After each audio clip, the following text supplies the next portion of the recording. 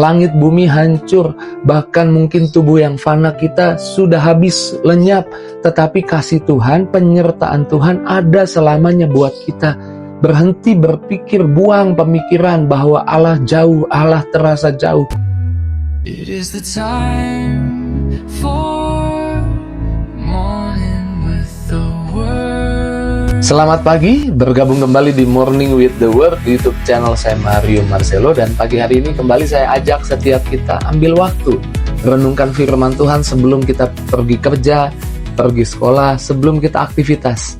Karena biarlah pada mulanya adalah firman, biarlah kita memulai hari dengan firman, memulai hari bersama Tuhan. Membuang pikiran-pikiran yang tidak benar, bahkan pikiran-pikiran yang hampir benar tapi tidak benar.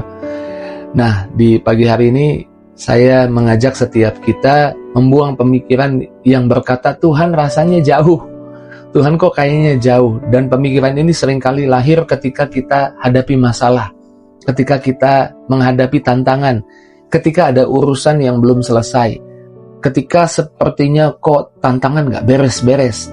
Dan seringkali iblis meneriaki di pikiran kita, Tuhan jauh. Ada yang memisahkan kita dengan Tuhan.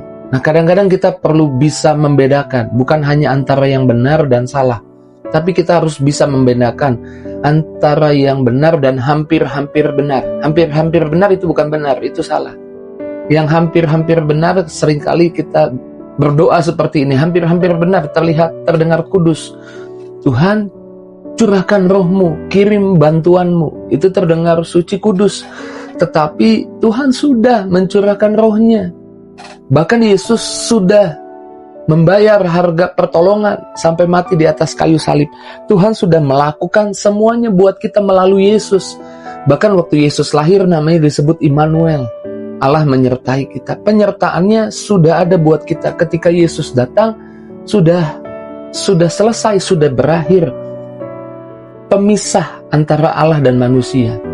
Tidak ada lagi pemisah antara Allah dan manusia. Betul, kitab Yesaya 59. Saudara pasti mau berkata itu kan. Ada pemisah antara Allah dan manusia, yaitu dosa kita. Tetapi ingat, Yesus sudah datang untuk membayar setiap dosa kesalahan kita. Supaya hari ini setiap kali ketika ada masalah, ada tantangan, ingat, tidak ada pemisah lagi antara Allah dan manusia. Karena dosa yang menjadi pemisah itu dihancurkan oleh Yesus. Bahkan ketika Yesus mati di kayu salib, tabir bait Allah terbelah dua dari atas ke bawah. Bukan dari bawah ke atas. Saudara baca ayatnya. Dari atas ke bawah. Artinya Allah merobek tabir itu sehingga tidak ada lagi pemisah. Sehingga siapapun, setiap kita bisa datang di hadapan Allah dengan bebas, dengan bersuka cita, datang di hadapan Allah. Pemisah itu sudah dihancurkan.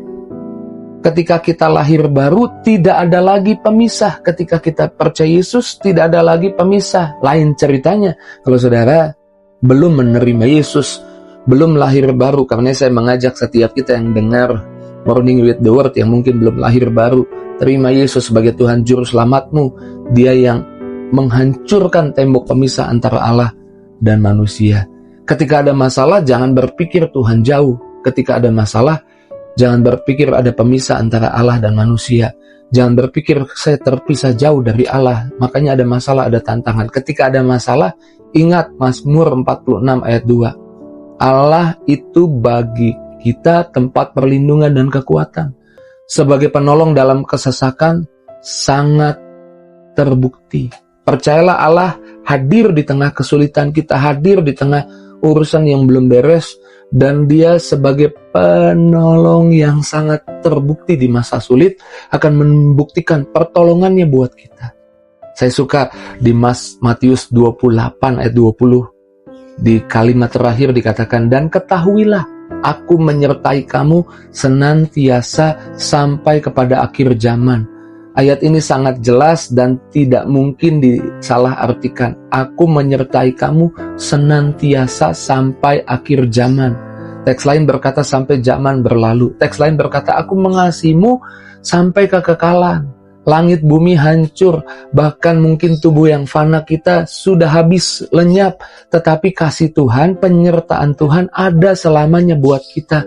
Berhenti berpikir, buang pemikiran bahwa Allah jauh, Allah terasa jauh, Allah yang memutuskan untuk ada di hidup kita. Karenanya setiap kali pemikiran itu datang, lawan dengan pengakuan. Akui bahwa Allah ada dalam kita, bahwa rohnya sudah dicurahkan buat kita, bahwa penyertaannya selamanya buat setiap kita. Katakan bahwa Tuhan tidak jauh, Tuhan sudah curahkan rohnya, Tuhan ada di dalamku. Filemon 1 ayat 6 King James Version bilang begini, that the communication of thy faith, imanmu jadi bertumbuh, jadi luar biasa, may become effective, may become effectual, imanmu jadi efektif, by the acknowledgement, dengan cara mengakui, of every good things, setiap hal baik, which is in you in Christ Jesus, yang ada di dalammu karena engkau ada dalam Yesus. Apa yang kamu punya? Yang ada di dalammu karena engkau ada dalam Yesus. Penyertaan Tuhan untuk selama-lamanya, itu yang kita punya. Jangan merasa lagi Tuhan jauh. Kekristenan adalah perjalanan pengakuan, mengakui bahwa apa yang Yesus buat di atas kayu salib tidak sia-sia. Pekerjaan Yesus sampai mati di atas kayu salib, bangkit hari ketiga, kemudian naik ke surga, curahkan rohnya kepada setiap yang percaya, tidak sia-sia, dan rohnya ada dalam kita, tidak sia-sia. Kekristenan bukan pencapaian usaha mengejar Tuhan semata, tapi kekristenan adalah mengakui bahwa Tuhan yang mengejar kita, rohnya ada dalam kita. Dalam Roma 8 ayat 11 dikatakan, dan jika roh Dia yang telah membangkitkan Yesus dari antara orang mati diam di dalam kamu. Jelas, roh yang membangkitkan Yesus dari antara orang mati diam di hidupmu. Siapa bilang Tuhan jauh dari hidupmu? Tuhan ada di dalammu. Maka Ia yang telah membangkitkan Kristus dari antara orang mati akan menghidupkan juga tubuhmu yang fana oleh rohnya yang diam. Diulang, rohnya yang diam. Kamu ada masalah, kamu ada tantangan, ada urusan belum beres. Karena hal itu lalu kamu berpikir Tuhan jauh. No, Tuhan diam di dalam kamu. Hiduplah dari Tuhan, bukan seolah-olah apa yang kita buat yang membuat Tuhan dekat kepada kita. Tapi percayalah, apa yang Tuhan buat yang membuat Tuhan selalu ada di hidup kita. Dan yang Tuhan buat tidak bisa gagal. Yang Tuhan buat harusnya berhasil. Tapi yang menggagalkan itu adalah keraguan kita, ketidakpercayaan. Dan pagi ini, renungan firman Tuhan pagi ini mengajak saudara membuang ketidakpercayaan itu. Bahwa Tuhan dekat. Merasa Tuhan jauh, buang itu. Ketahuilah Tuhan ada di hidupmu. Buat pengakuan seperti Paulus dalam Galatia 2 ayat 20. Paulus berkata, namun aku hidup, tetapi bukan lagi aku sendiri yang hidup, melainkan Kristus yang hidup di dalam aku. Dan hidupku yang kuhidupi sekarang dalam daging adalah hidup oleh iman dalam anak Allah yang telah mengasihi aku dan menyerahkan dirinya untuk aku.